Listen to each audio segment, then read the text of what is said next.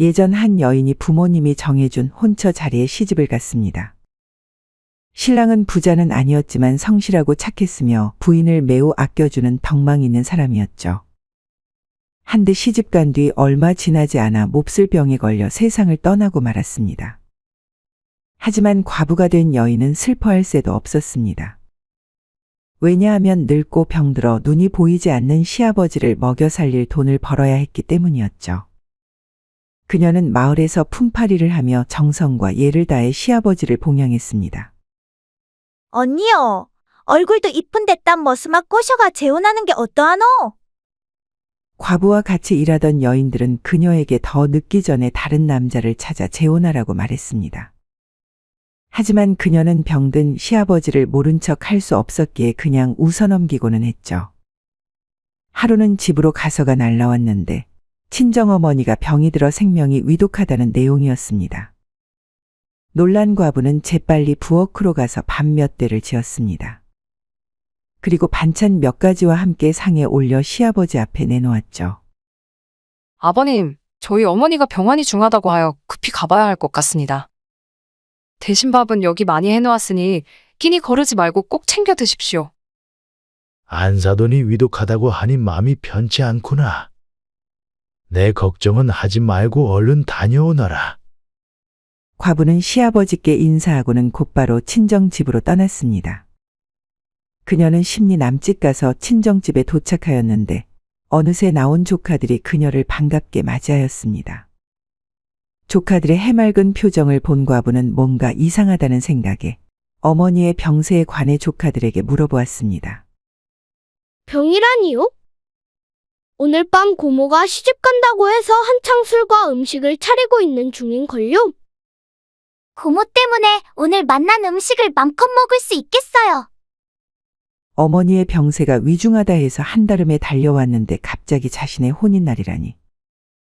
어이없는 말에 과부는 집으로 들어가 어머니를 찾았습니다.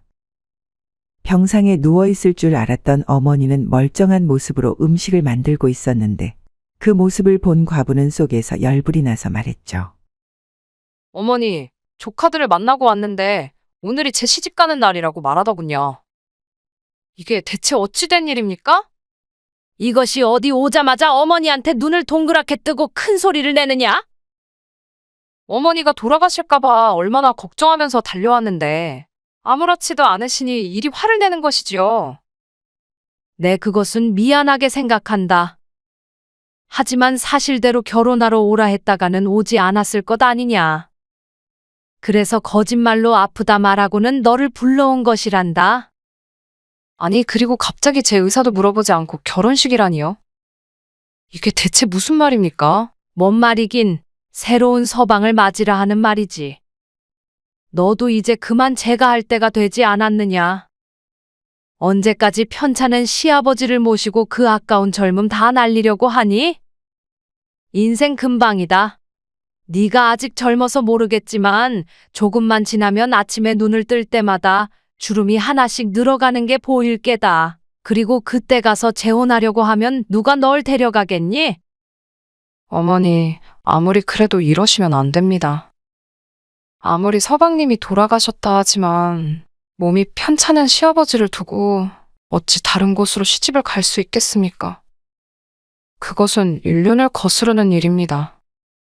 아니, 이것이 좋게 말을 하려 해도 기어이 입 밖으로 험한 말을 내뱉게 하는구나. 고 시아버지를 모시는 게 인륜이면 나와의 천륜은 어찌 그리 소홀히 여기느냐? 정말 나는 내 생각만 하면 속이 터져 죽을 것만 같다. 그러니 제발 내 말 좀 듣고 재혼하여 새로운 가정을 꾸리거라. 못 들은 것으로 하겠습니다. 어머니, 부디 만수무강 하시옵소서. 너 때문에 당장 속이 썩어 문드러져 뒤지겠는데 만수무강은 뭔 얼어 죽을 만수무강이냐? 과부는 어머니의 말을 들은 척만척하고는 집을 나와 시아버지가 계신 친정집으로 향했습니다. 속상한 마음에 눈물을 흘리며 가다 서다 반복하기를 여러 번. 결국 과부는 한밤중에 산길에 주저앉아 눈물을 흘리고 말았죠. 그런데 갑자기 앞에서 으르렁거리는 소리가 들렸습니다. 이상한 소리에 과부는 눈물을 닦고 앞을 쳐다보았는데 눈앞에는 커다란 호랑이가 처녀를 보며 입맛을 다시는 것이 보였습니다.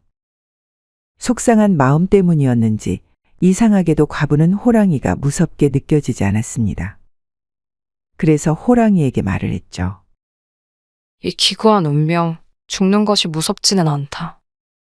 다만 병든 시아버지가 계시니 오늘 하직 인사를 올리고 밥 한 마를 차려드릴 수 있게 해다오. 내가 우리 집으로 따라오면 일을 마치고 나서 곧장 내 입속으로 들어가마. 그러니 그때까지 기다려다오. 신기하게도 호랑이는 과부의 말을 알아들었는지 고개를 끄덕이고는 그녀를 따라 성큼성큼 걸음을 옮겼습니다. 과부는 집에 도착해서 밥 한 마를 짓고 난 뒤 시아버지께 갖다 드렸습니다.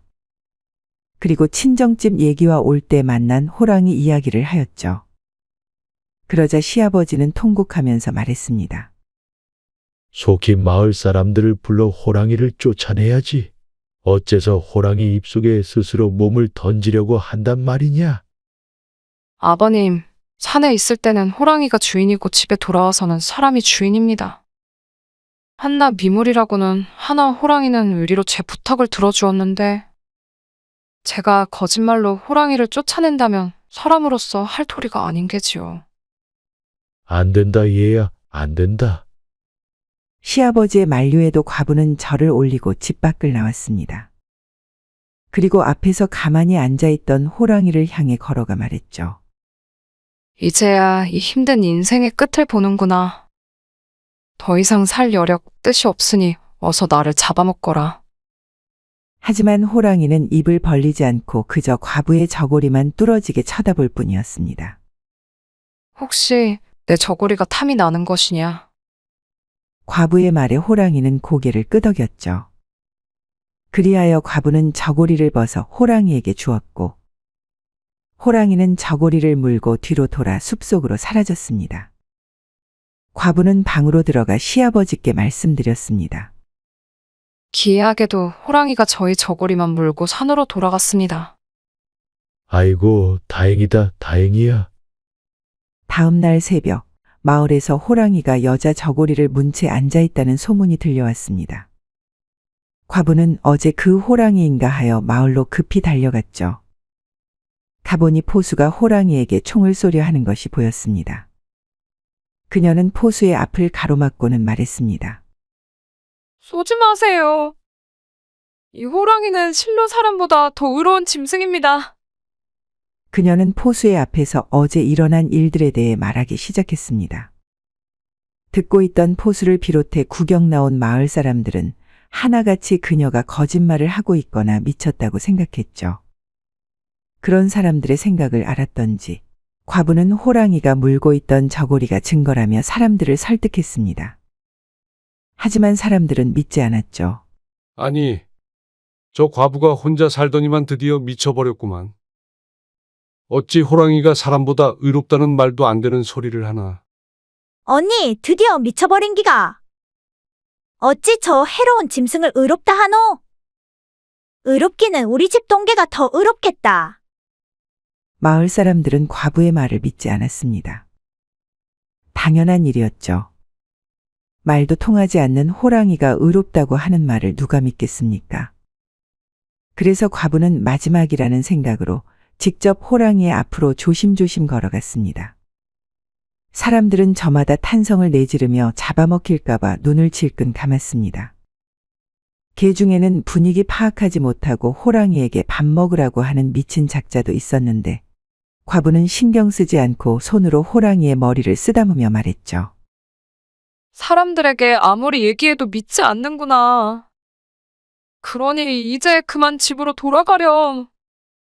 그리고 죽을 수 있으니 사람들 앞에 나타나지 말고 깊은 산 속으로 들어가 몸을 숨기고 살려무나. 호랑이는 과부가 말을 마치자마자 뒤로 돌아 산속으로 사라졌습니다. 그것을 본 마을 사람들은 모두 놀라 자빠질 지경이었죠. 피에 굶주린 짐승에게 다가가 말 한마디로 쫓아내다니. 보고 있으면서도 믿기지 않는 표정이었습니다. 그리고 호랑이를 쫓아낸 용감한 과부에 대한 소문은 삽시간에 퍼졌습니다. 그러다가 결국에는 태수의 귀에까지 들어가게 되었죠. 시아버지를 향한 과부의 정성에 한낱 미물인 호랑이까지 감동시키다니. 참으로 믿기 어려운 이야기구나. 태수는 이 믿기 힘든 사실을 조정에 알렸습니다. 그리고 조정에서는 과부와 호랑이에 대한 사실을 면밀히 확인한 뒤 그녀에게 상을 내렸습니다. 또 과부가 사는 마을에 정려문을 세워 그녀의 효도와 정절을 기리도록 하였죠. 그리하여 과부는 더 이상 시아버지를 힘들게 모시지 않아도 되었습니다. 나라에서 받은 상금으로 충분히 먹고 살 수 있었고 마을 사람들에게 도움을 받았으니 말이죠. 물론 죽을 때까지 재혼은 하지 못했습니다. 나라에서 세워준 정려문 때문이었죠. 하지만 평생 외롭고 힘들게 살았지만 죽은 후대의 모범이 되는 효녀 열녀로서 오래도록 사람들 입에 오르내리게 되었다고 합니다. 이상 야담설화였습니다. 구독과 좋아요는 사랑입니다. 시청해 주셔서 감사합니다.